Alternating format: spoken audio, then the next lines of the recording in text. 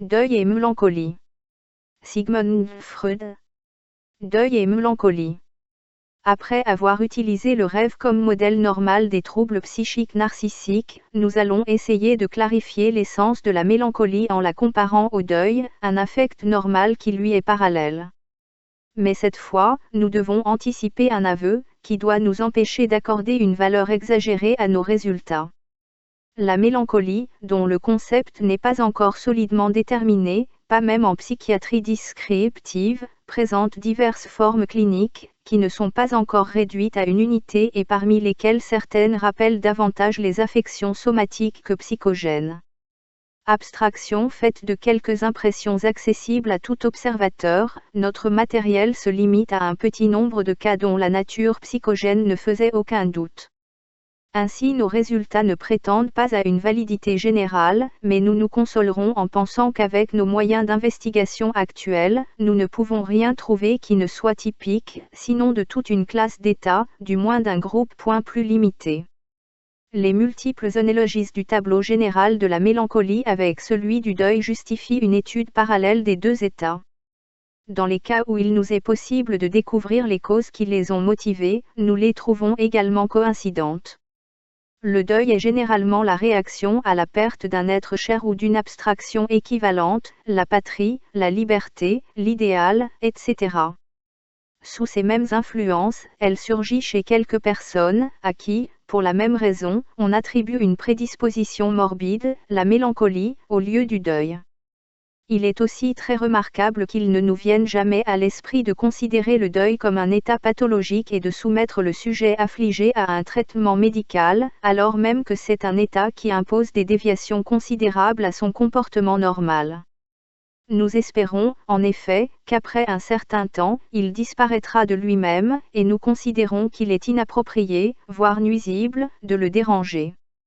La mélancolie se caractérise psychologiquement par un état d'esprit profondément douloureux, une cessation de l'intérêt pour le monde extérieur, la perte de la capacité d'aimer, l'inhibition de toutes les fonctions et la diminution de l'estime de soi.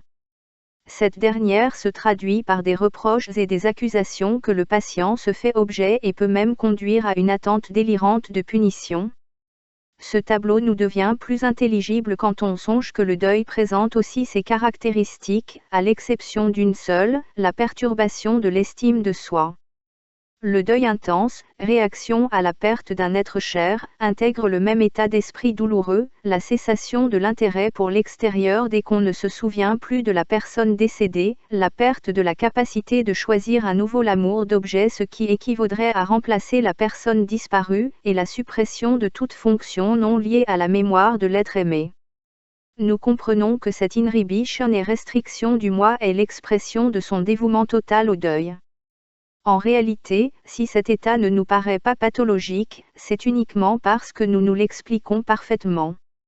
Nous acceptons également le parallèle à la suite duquel nous qualifions l'humeur du deuil de « douloureuse ». Sa justification deviendra évidente lorsque nous arriverons à caractériser économiquement la douleur. Mais, en quoi consiste le travail que fait le deuil ? À mon avis, on peut le décrire de la manière suivante, l'examen de la réalité a montré que l'objet aimé n'existe plus, et exige que la libido abandonne toutes ses relations avec lui. Une résistance très naturelle s'élève contre cette exigence, puisque l'on sait que l'homme n'abandonne volontairement aucune des positions de sa libido, même lorsqu'il leur a déjà trouvé un substitut. Cette résistance peut être si intense que le détachement de la réalité et la conservation de l'objet surgissent, à travers une psychose hallucinatoire facultative. Comparez l'étude précédente. La chose normale est que le respect de la réalité remporte la victoire. Mais son mandat ne peut être exécuté immédiatement et ne s'exécute que progressivement, avec une grande dépense de temps et d'énergie psychique, tandis que l'existence psychique de l'objet se poursuit. Chacun des souvenirs et des espoirs qui constituent un point de liaison de la libido avec l'objet est successivement surchargé, la soustraction de la libido s'opérant en lui. Il ne nous est pas facile d'indiquer pourquoi la transaction que suppose cette réalisation lente et graduelle du mandat de la réalité devrait être si douloureuse. Il n'est pas non plus singulier que le déplaisir douloureux qui l'entraîne nous paraisse naturel et logique. au terme du travail de deuil, le moi est à nouveau libre et exempt de toute inhibition. Appliquons maintenant à la mélancolie ce que nous avons découvert sur le deuil. Dans un certain nombre de cas, il s'agit évidemment aussi d'une réaction à la perte d'un objet aimé. D'autres fois, nous observons que la perte est de nature plus idéale. L'objet n'est pas mort, mais il s'est perdu comme objet érotique, cas de la petite amie abandonnée. Enfin, en d'autres occasions, nous croyons devoir maintenir l'hypothèse d'une telle perte, mais nous ne pouvons pas distinguer clairement ce que le sujet a perdu et nous devons admettre qu'il ne lui est pas non plus possible de le concevoir consciemment. Ce cas pourrait aussi se ramener à celui où la perte, cause de mélancolie, est connue du malade, qui sait qui il a perdu, mais non ce qu'il a perdu avec lui. Ainsi, nous serions amenés à rapporter la mélancolie à la perte d'un objet soustrait à la conscience, la différenciant ainsi du deuil, dans lequel rien de la perte n'est inconscient. Dans le deuil, nous expliquons notre inhibition et notre désintérêt par le travail de deuil que le soi absorbe. La perte inconnue, cause de la mélancolie, aurait aussi pour conséquence un travail interne similaire, auquel il faudrait attribuer l'inhibition qui agit dans cet état. Mais l'inhibition mélancolique produit sur nous une impression énigmatique, puisque nous ne pouvons pas savoir ce qui absorbe si complètement le patient. Le mélancolique présente, en outre, un autre caractère que nous ne trouvons pas dans le deuil, une diminution extraordinaire de son estime de soi, c'est-à-dire un appauvrissement considérable de son moi. Dans le deuil, le monde apparaît désert et appauvri devant les yeux du sujet. Dans la mélancolie, c'est le moi qui offre ses traits à la considération du patient. Il nous décrit son soi comme indigne de toute estimation, incapable de toute performance valable et moralement condamnable. Il adresse des reproches amers, s'insulte et s'attend à être rejeté et puni. Il s'humilie devant tous les autres et plaint sa famille, d'être lié à une personne aussi indigne. Il n'a aucune idée qu'une modification ait eu un effet sur lui, mais étend sa critique à la passé et prétend n'avoir jamais été aussi bon. Le tableau de cette manie de minimisation est complété par des insomnies, un manque d'appétit et un assujettissement, très singulier du point de vue psychologique, de l'instinct qui oblige tout ce qui est animé à rester en vie. Tant sur le plan scientifique que thérapeutique, il serait vain de contredire le patient lorsqu'il exprime de telles accusations contre lui-même. Il faut qu'il ait une certaine raison et qu'il nous décrive quelque chose, qui est en réalité ce qu'il lui semble. Ainsi, bon nombre de vos données, nous devons confirmer, immédiatement, sans aucune restriction. Il est, en réalité, aussi incapable d'amour, d'intérêt et de performance qu'il le dit, mais tout cela est secondaire et constitue, on le sait, un résultat du travail ignoré qui dévore son soi et que l'on peut assimiler au travail de deuil. Dans d'autres de ses accusations, il semble également avoir raison, vérifiant seulement qu'il perçoit la vérité plus clairement que d'autres sujets non mélancoliques. Quand dans son autocritique il se décrit comme un petit homme égoïste, peu sincère, dépourvu d'idées propres, toujours soucieux de cacher ses faiblesses, il peut en réalité s'approcher considérablement de la connaissance de soi, et dans ce cas, on se demande pourquoi il a fallu qu'il tombe malade, pour découvrir de telles vérités, puisque c'est sans doute que quiconque arrive à une telle appréciation de lui-même, analogue à celle que le prince Hamlet s'appliquait à lui-même et appliquait à tous les autres, il est incontestable, répétons-le, que quiconque en arrive à une telle évaluation de lui-même et l'exprime publiquement est malade, qu'il dise la vérité ou qu'il se calomnie plus ou moins. Il n'est d'ailleurs pas difficile de constater qu'entre l'intensité de l'autocritique du sujet et sa justification réelle, selon notre estimation de celle-ci, il n'y a pas de corrélation. Une femme qui, avant de tomber malade de mélancolie, a toujours été honnête, travailleuse et fidèle, ne parlera pas mieux d'elle-même plus tard qu'un autre malade, à qui on ne pourra jamais attribuer de telles qualités, et aura même été plus susceptible de tomber malade. Point de mélancolie. Enfin, nous vérifions le fait singulier que le patient mélancolique ne se comporte pas non plus comme un individu normal accablé de remords. Il lui manque en effet toute pudeur devant les autres, sentiment qui caractérise le remords normal. Chez le mélancolique, on observe le caractère inverse, c'est-à-dire le désir de communiquer ses propres défauts à chacun, comme s'il trouvait satisfaction dans cet avilissement. Ainsi, peu importe que le patient ait raison ou non dans son autocritique et qu'elle coïncide plus ou moins avec notre propre opinion sur sa personnalité. L'essentiel est qu'il décrive avec précision votre situation psychologique. Il a perdu son estime de soi et doit avoir des raisons pour cela. Mais, en l'admettant ainsi, nous nous trouvons devant une contradiction qui nous présente une énigme compliquée.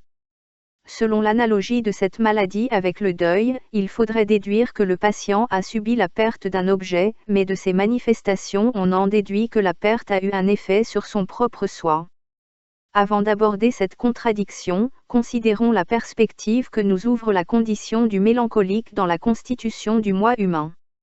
Nous voyons, en effet, comment une partie du moi se dresse face à l'autre et l'évalue de manière critique, comme si elle le tenait pour acquis. Objet. Des recherches ultérieures confirment que l'instance critique ici dissociée du soi peut également manifester son indépendance dans des circonstances différentes, et nous fournissent des motifs suffisants pour la distinguer du soi. C'est l'instance à laquelle on donne communément le nom de conscience morale. Il appartient, avec la censure de la conscience et l'examen de la réalité, aux grandes institutions du soi, et il peut devenir malade de lui-même, comme nous le verrons plus loin. Dans le tableau de la mélancolie, le mécontentement envers soi-même se démarque, au-dessus de toutes les autres critiques possibles. La difformité, la laideur, la faiblesse et l'infériorité sociale ne sont pas si souvent l'objet de l'auto-évaluation du patient. Seule la pauvreté ou la ruine occupe une place préférentielle parmi les affirmations ou les craintes du patient. Une observation pas difficile nous conduit alors à l'éclaircissement de la contradiction précitée. Si l'on écoute patiemment les multiples accusations du mélancolique, on finit par avoir l'impression que les plus violentes sont souvent très mal adaptées à la personnalité du sujet, et d'autre part, peuvent être adaptées, avec de petites modifications, à une autre personne, à ce que le patient aime, a aimé ou devrait aimer. Chaque fois que nous enquêtons sur ces cas, cette hypothèse se confirme, ce qui nous donne la clé du tableau pathologique, nous faisant reconnaître que les reproches dont le patient est accablé correspondent en réalité à une autre personne, à un objet érotique, et ont été retournés contre moi-même. La femme qui plaint son mari d'être liée à un être aussi inutile qu'elle, reproche en réalité au mari son inutilité, quel que soit le sens qu'il donne à ce mot. On ne peut s'étonner que parmi ces reproches correspondant à une autre personne et dirigés vers le soi, il y en ait qui se réfèrent réellement au soi, reproches dont la mission est de couvrir le reste et de rendre difficile la connaissance de la vraie situation. Ces reproches viennent du pour et du contre du combat amoureux qui a conduit à la perte érotique. De plus, le comportement des malades devient maintenant plus compréhensible.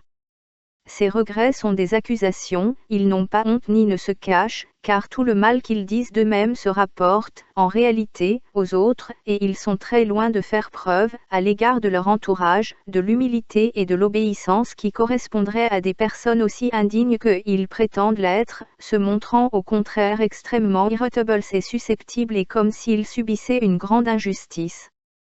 Tout cela n'est possible que parce que les réactions de sa conduite morale partent encore de la constellation psychique de rébellion, convertie en dissociation mélancolique par un certain processus. On peut facilement reconstituer celui-ci. Au début, il y avait un choix d'objet, c'est-à-dire un lien de la libido à une personne spécifique. Sous l'influence d'une offense réelle ou d'une déception, infligée par un être cher, une perturbation est née de cette relation objective, dont le résultat n'était pas normal, c'est-à-dire le retrait de la libido de cet objet et son déplacement vers une nouvelle, mais plutôt une autre très différente, qui semble exiger, pour sa genèse, plusieurs conditions. La charge de l'objet s'est avérée peu résistante et a été abandonnée, mais la libido libre n'a pas été déplacée sur un autre objet mais retirée dans le moi, et elle a trouvé une application déterminée dans le moi, servant à établir une identification du moi avec l'objet abandonné. L'ombre de l'objet est ainsi tombée sur le moi, qui à partir de ce moment pouvait être considéré comme un cas particulier, comme un objet et, en réalité, comme l'objet abandonné. Ainsi, la perte de l'objet s'est transformée en une perte du moi, et le conflit entre le moi et la personne aimée, en un désaccord entre la critique du moi et le moi modifié par l'identification.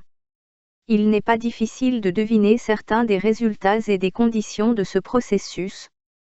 D'une part, il devait y avoir une fixation énergétique à l'objet érotique et d'autre part, en contradiction avec elle, une petite résistance de la charge d'objet. Cette contradiction semble exiger, selon l'observation la plus précise de Rank, que le choix de l'objet ait eu un effet sur une base narcissique, de sorte qu'au moment où survient un recul, la charge d'objet puisse retourner au narcissisme. L'identification narcissique à l'objet devient alors un substitut de la charge érotique, ce qui fait que la relation érotique ne peut être abandonnée, malgré le conflit avec l'être aimé. Ce remplacement de l'amour pour l'objet par une identification est un mécanisme important des affections narcissiques. Kallen Daur l'a récemment découvert dans le processus de guérison de la schizophrénie. Elle correspond, bien entendu, à la régression d'un type de choix d'objet vers le narcissisme primitif. Ailleurs, nous avons déjà expliqué que l'identification est la phase préliminaire du choix d'un objet et la première manière, ambivalente dans son expression, utilisée par le jeu pour distinguer un objet. Je voudrais l'incorporer et corrélativement à la phase orale ou cannibale du développement de la libido, en l'ingérant, c'est-à-dire en la dévorant. Abraham se réfère à juste titre à cette relation, le manque d'appétit qui survient dans les états graves de mélancolie. La conclusion à laquelle nous conduit cette théorie, à savoir que la prédisposition à la mélancolie, ou une partie de celle-ci, dépend de la prédominance du type narcissique du choix d'objet, n'a pas encore été confirmée par la recherche. Au début de la présente étude, nous reconnaissions déjà l'influence du matériau empirique sur lequel nous pouvions nous appuyer. Mais s'il nous était légitime de supposer que nos déductions coïncident avec la réalité, nous n'hésiterions pas à inclure parmi les caractéristiques de la mélancolie, la régression de la charge d'objet à la phase orale de la libido, appartenant encore au narcissisme. Les identifications à l'objet ne sont pas rares non plus dans les névroses de transfert, constituant au contraire un mécanisme bien connu de formation des symptômes, surtout dans l'hystérie.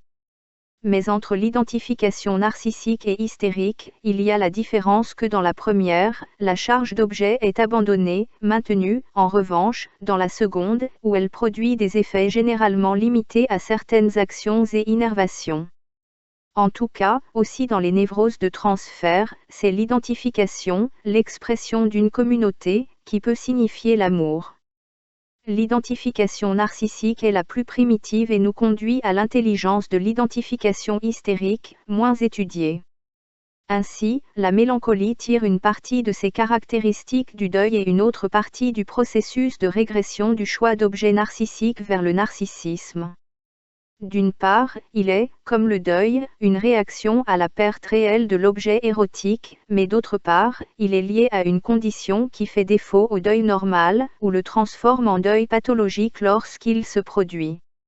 Y ajouter, la perte de l'objet érotique est une excellente occasion de faire ressortir l'ambivalence des relations amoureuses. Prédisposée à la névrose obsessionnelle, l'ambivalence donne au deuil une structure pathologique, et l'oblige à s'exprimer dans le reproche d'avoir désiré la perte de l'objet aimé ou même de s'en être rendu coupable. Dans de telles dépressions obsessionnelles, consécutives à la mort d'êtres chers, on nous montre le travail que le conflit d'ambivalence peut accomplir, par lui-même, lorsqu'il n'y a pas, simultanément, la rétraction régressive de la libido. Les causes de la mélancolie vont au-delà du cas transparent de la perte par la mort de l'objet aimé, et comprennent tous les cas d'offense, d'ajournement et de déception, qui peuvent introduire dans la relation à l'objet, une antithèse de l'amour et de la haine, ou intensifier une ambivalence préexistante. Cette ambivalence, d'origine réelle tantôt et constitutive tantôt, doit être prise en compte parmi les prémices de la mélancolie. Lorsque l'amour pour l'objet, amour qu'il faut préserver malgré l'abandon de l'objet, vient se réfugier dans l'identification narcissique, la haine s'abat sur cet objet de substitution, le calomniant, l'humiliant, le faisant souffrir et trouvant une satisfaction sadique dans cette souffrance. Le tourment, jouissif sans doute, que s'inflige le mélancolique signifie, de manière analogue au phénomène corrélatif de la névrose obsessionnelle, la satisfaction de tendances sadiques et haineuses, orientées vers un objet, mais retournées vers le moi. Dans les deux affections, le malade obtient le plus souvent, par voie indirecte, sa revanche sur les objets primitifs, et tourmente ceux qu'il aime, à travers la maladie, après s'être réfugié en elle, pour ne pas avoir à leur manifester, directement, son hostilité. La personne qui a causé le trouble sentimental du patient et vers qui sa maladie est dirigée est généralement l'une des plus intimement liées à lui. Ainsi, la charge érotique du mélancolique connaît un double sort. Une partie d'elle-même régresse vers l'identification, et l'autre vers la phase sadique, sous l'influence de l'ambivalence. Ce sadisme nous éclaire sur l'énigme de la tendance suicidaire, qui rend la mélancolie si intéressante et si dangereuse. Nous avons reconnu un égoïsme si extraordinaire du moi comme état primitif et point de départ de la vie pulsionnelle, et nous voyons dans l'angoisse provoquée par une menace de mort, la libération d'une quantité si énorme de libido narcissique, que nous ne comprenons pas comment l'ego peut consentir à leur propre destruction. Nous savions, bien sûr, qu'aucun névrosé n'éprouve de pulsions suicidaires qui ne soient pas des pulsions homicides, dirigées d'abord vers les autres et ensuite contre le moi, mais nous ne comprenons toujours pas par quel jeu de force de telles pulsions pourraient être transformées en actes. L'analyse de la mélancolie nous montre maintenant que le moi ne peut se tuer que lorsque le retour de la charge objectale permet de se traiter en objet, c'est-à-dire lorsqu'il peut diriger l'hostilité envers un objet contre lui-même, hostilité qui représente la réaction primitive du moi contre les objets du monde extérieur. Affronter les instincts et leur destinée. Ainsi, dans la régression du choix d'objet narcissique, l'objet abandonné demeure, mais malgré cela, il s'avère plus puissant que le moi.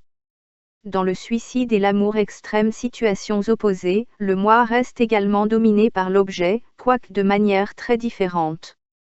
Il semble également justifié de dériver l'un des caractères les plus singuliers de la mélancolie.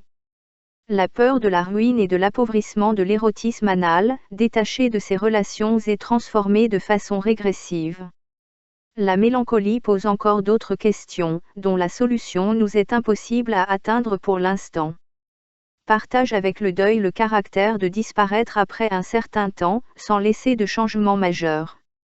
Dans le deuil, nous expliquons ce personnage, en admettant qu'un certain espace de temps était nécessaire à la réalisation progressive du mandat de la réalité, une tâche qui restituait la liberté de sa libido au soi, le détachant de l'objet perdu. Dans la mélancolie, on peut supposer le jeu, dédié à une tâche similaire, mais, ni dans ce cas ni dans le cas du deuil, on a réussi à parvenir à une compréhension économique du processus. L'insomnie de la mélancolie témoigne peut-être de la rigidité de cet état, c'est-à-dire de l'impossibilité d'effectuer la rétraction générale des charges, nécessaires à l'établissement de l'état de repos. Le complexe mélancolique se comporte comme une plaie ouverte. Elle attire à elle, de toutes parts, des énergies de charge, auxquelles nous avons donné, dans les névroses de transfert, le nom de contre-charge, et réalise un appauvrissement total du moi, résistant à son désir de dormir.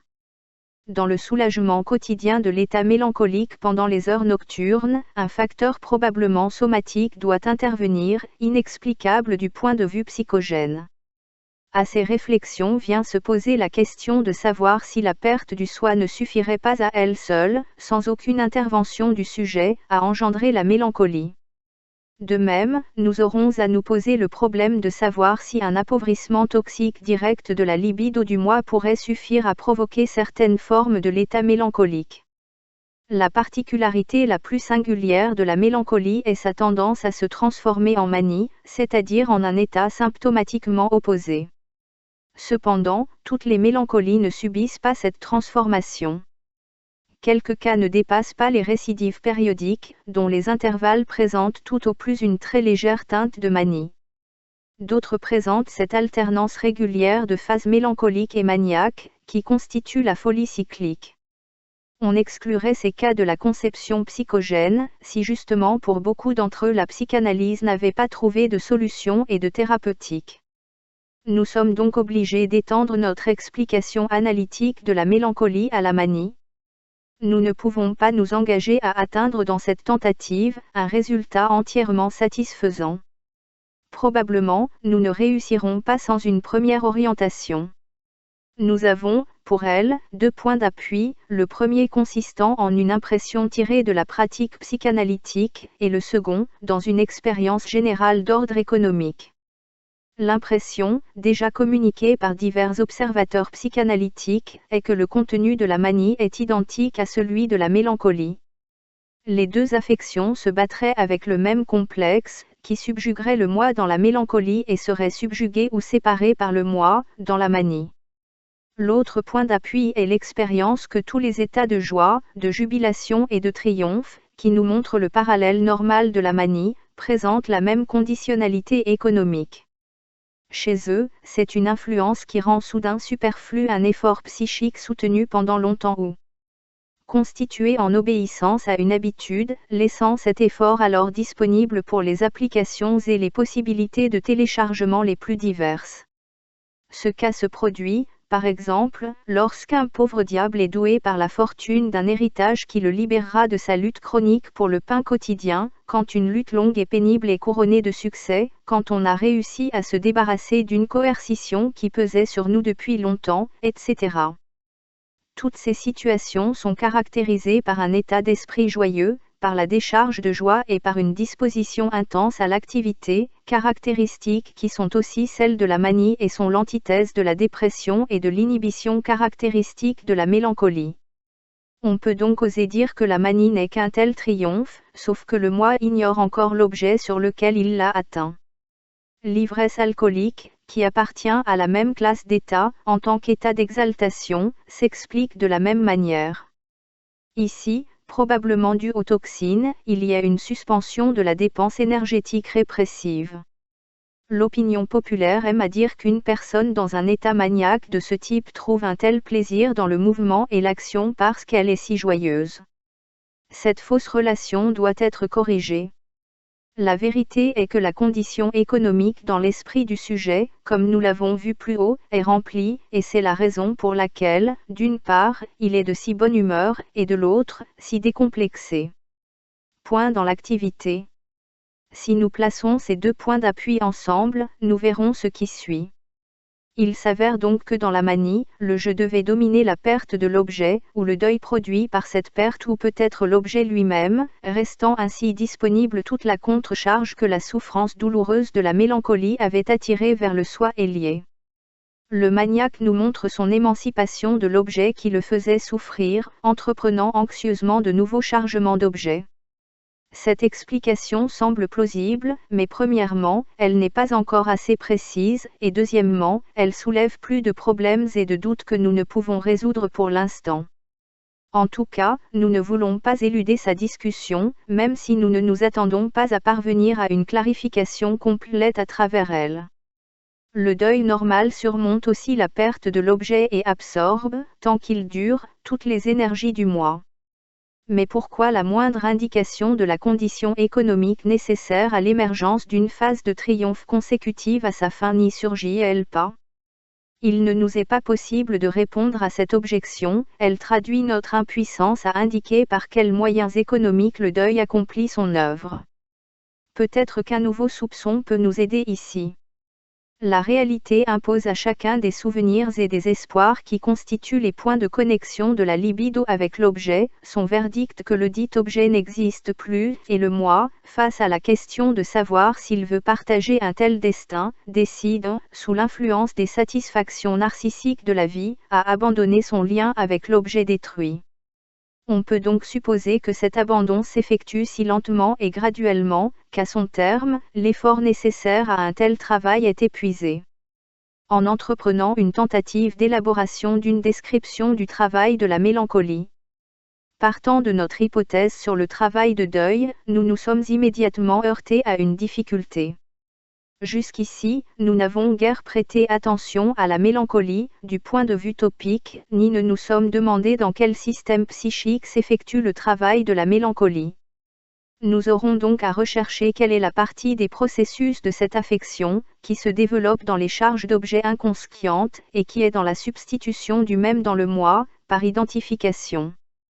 il est facile de dire que la représentation inconsciente de l'objet est abandonnée par la libido. Mais, en réalité, cette idée est représentée par d'innombrables impressions, des traces inconscientes de celle-ci, et la réalisation de la soustraction de la libido ne peut être un processus momentané, mais, comme dans le deuil, un processus lent et graduel. On ne peut pas déterminer s'il commence simultanément à plusieurs endroits ou suit un certain ordre progressif. Dans les analyses, on observe qu'un souvenir s'active dès qu'un autre et que les lamentations du patient, ennuyeuses par leur monotonie, proviennent pourtant à chaque fois d'une base inconsciente différente. Lorsque l'objet n'a pas une si grande importance pour le moi, intensifié par 1000 connexions différentes, sa perte ne provoque pas un état de deuil ou de mélancolie.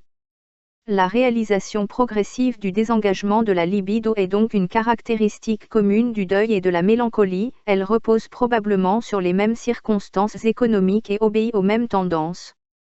Mais la mélancolie a, comme nous l'avons déjà vu, un contenu plus large que le deuil normal. La relation à l'objet y est compliquée par l'ambivalence. Celle-ci peut être constitutionnelle, c'est-à-dire dépendre de chacune des relations érotiques du moi, ou procéder d'événements qui portent avec eux la menace de la perte de l'objet. Fin. Deuil et mélancolie. Sigmund Freud.